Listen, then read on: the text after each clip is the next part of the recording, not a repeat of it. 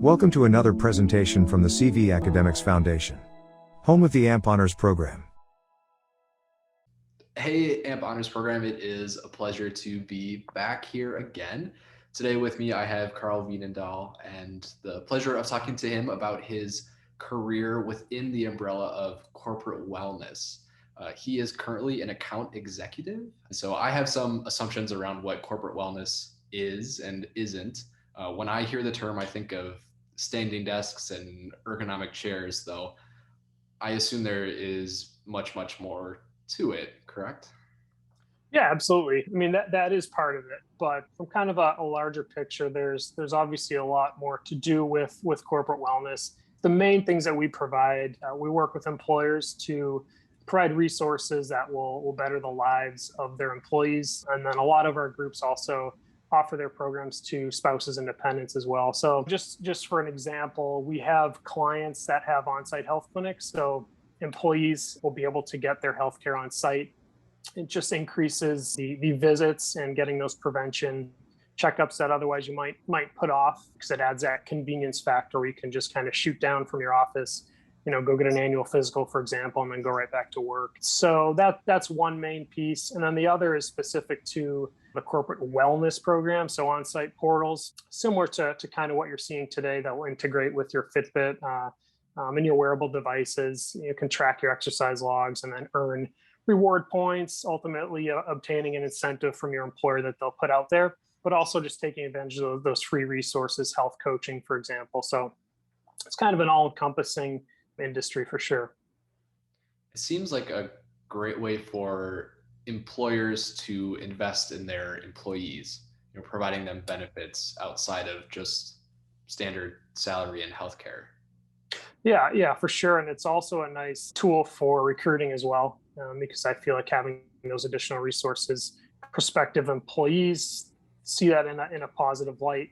They see that the employer does care about them personally, not just professionally. So it works great for for our clients. And I also mostly get a return on investment as well. So a lot of their insurance companies will kind of cut them a break, having these things in place, because ultimately at the end of the day, you're trying to, with the on-site clinic specifically, to get those people healthy and avoid the high claims in the insurance world. So what I've learned in some of my Masters of Public Health classes, which, as I understand, is in part of your background too, just we need to be creative in ways to offset those health insurance costs. Could you talk about your background also coming from a public health perspective? But I also, prior to that, you were in finance, correct?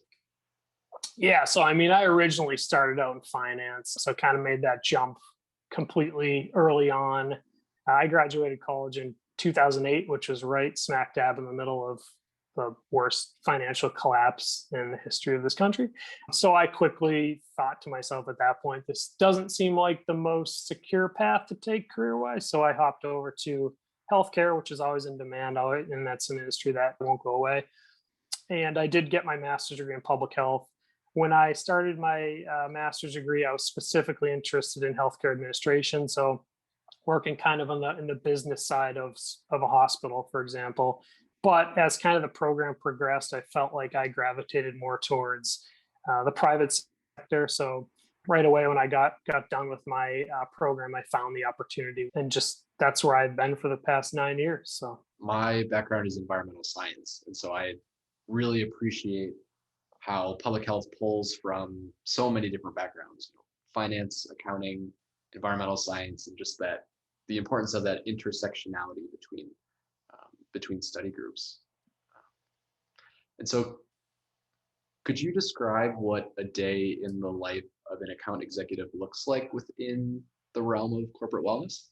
yeah, I feel that with COVID and working remote, it's definitely I guess changed a little bit.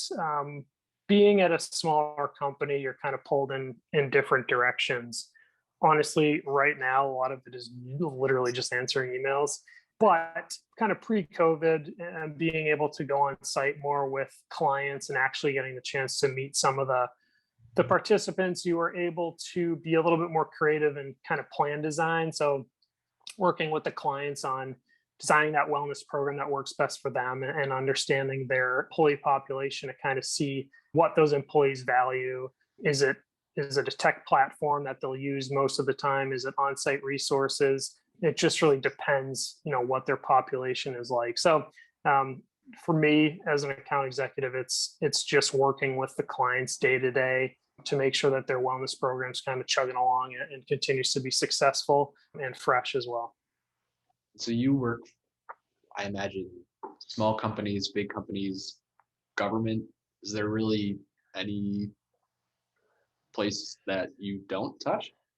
Yeah, no, it is mostly a lot of manufacturing and a lot of the public entities, so school districts and municipalities. Banks, will work with some banks too, financial institutions. So yeah, it really covers a wide array of industries, and it's not like we focus on one specific industry. But like one thing that for the on-site clinics, there is usually a minimum of 500 employee, just to make sure that you have staff and a schedule that you can actually fill. Because you're not going to the doctor's office every week.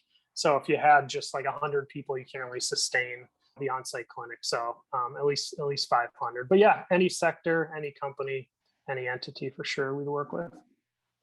When we touched base earlier, you mentioned that the on-site clinic is a passion of yours, particularly.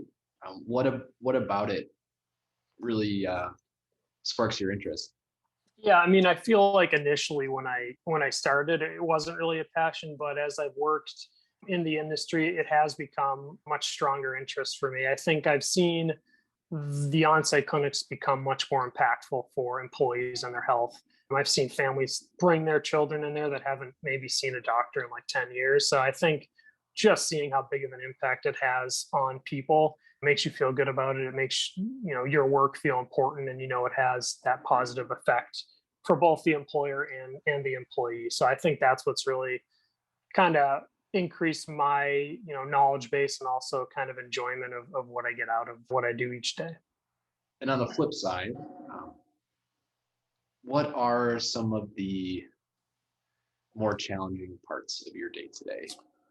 Yeah, I think honestly, when you have a client that you've had for so long, I'd say keeping things fresh. Change is hard, especially for the employees. Their wellness program isn't their job. They have their full-time jobs they're doing, and then they have this wellness program outside of that. They don't have to participate in it, but obviously you want to, because they're great resources, and you probably get a financial incentive as well. So I think it's just making sure these programs are fresh and they're not boring people, but also kind of balancing, not trying to change too much year to year, because then people are going to be like, oh, maybe they'll get a brochure in the mail and they're like, I have to restart this whole thing and like relearn everything and what's new this year. So I think that's been the biggest challenge, is just finding that balance. Is there anything that you would pass on to students looking to get into the healthcare field? I would just say, get involved early with people and try to network.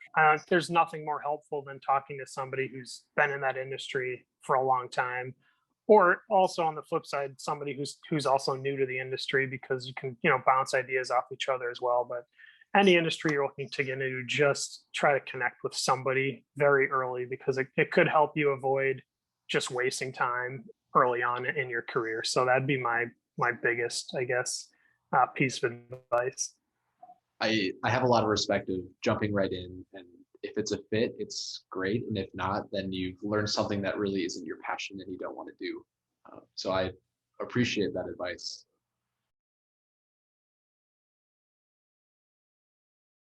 In our previous discussion, you touched on blue zones, and that is something that's just so of interest to me. Could you describe for our students what that is and how that sets a frame for public health and corporate wellness? Yeah, sure. And that isn't something that we specifically work on, but it's just kind of a side discussion how you and I had. But essentially, these blue zones, there's like Netflix documentaries and stuff like that, that you can see. I think like Zac Efron had something about it, which is kind of funny. But Yeah, so I think there's like 5 blue zones in the world, and they are specifically geographical locations of communities, towns, or cities where these people have been found to live significantly longer because of how their community is structured. So they have access to healthy foods. They have that social connection with everybody. They have the ability to get out and maybe, go hiking, find running trails, that sort of thing. So it's basically the blue zone provides everything you need to maintain that healthy life. And they found in these specific blue zones, people are living 80, 90, some like 100 years old. So if you want to live that long, it's great. But it's just fascinating to see. I mean, wellness, that's like the ultimate goal, right? Getting people where they can have access and kind of removing those social determinants that might become barriers to somebody finding a healthy place to get groceries, for example. So yeah, they're pretty interesting places. And like I said, I think there's like 5 in the world. Interesting to look into. And, I'd recommend watching a documentary on it if you have some time. This has been a presentation of the CV Academics Foundation, home of the AMP Honors Program.